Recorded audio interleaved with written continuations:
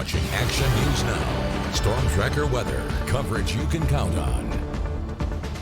The stormy weather caused a major roadway blockage early this morning. Action News Now anchor Kelly Somm was at the scene at Manzanita Avenue in Hooker Oak just after 2 a.m.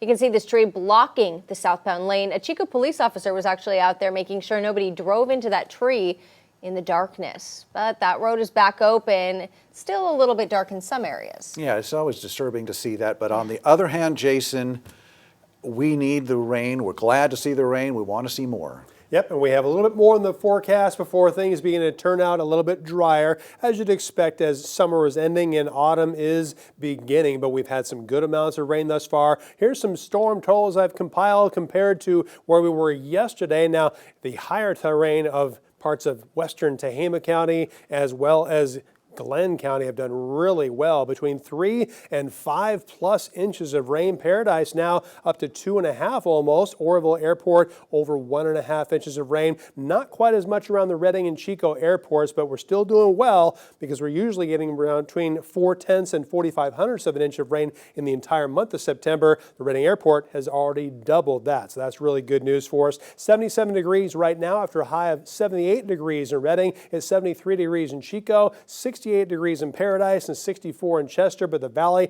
significantly warmer than yesterday with the sun breaks that we've had, upwards of 5 to 7 degrees warmer than 24 hours ago. So it's still active weather for us. Most of the shower and storm activity is over the higher terrain, both west and east of the Central Valley, but a lot of that's going to go to bed temporarily by about 8 o'clock tonight. We'll have a little bit of isolated shower activity around Modoc County and Lassen County too, but quieter for the valley tonight compared to what it was last night, then tomorrow morning, as well as tomorrow afternoon and early tomorrow evening. As this storm continues to move over Northern California, we'll have one more chance for some showers and storms. Not everyone's going to get wet weather, but everyone's going to have a chance for it. It won't last very long. And then once we get to late Wednesday into Thursday, that's when everything starts to dry out. So ironically, we're going to head into the last couple of days of summer on more of a fall-like note, and the first few days of fall on more of a summer-like note going forward, as that ridge of high pressure goes right back over California. We'll have plenty of sunshine going forward. Amounts of additional rainfall in most locations not very heavy, especially through midnight tonight. Less than 0.2 of an inch over the higher terrain. A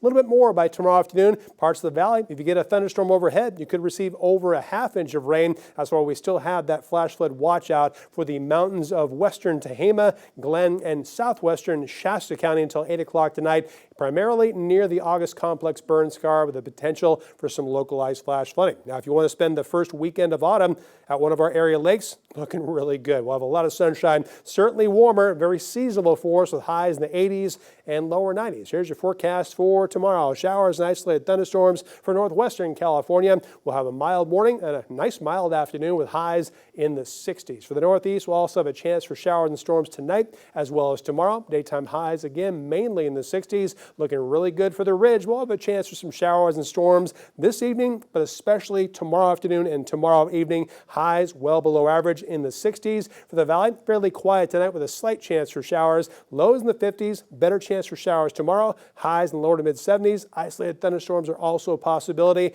And for the Chico area, lows tonight in the 50s and lower 60s. Highs lower to mid 70s for one more day, and then it begins to warm up. Next 7 days in Chico as we head into the first week of autumn, looking pretty warm and pretty bright. Highs in the lower 90s Sunday and Monday. And for the Redding area, one more day is the 70s and then 80s and lower 90s after that.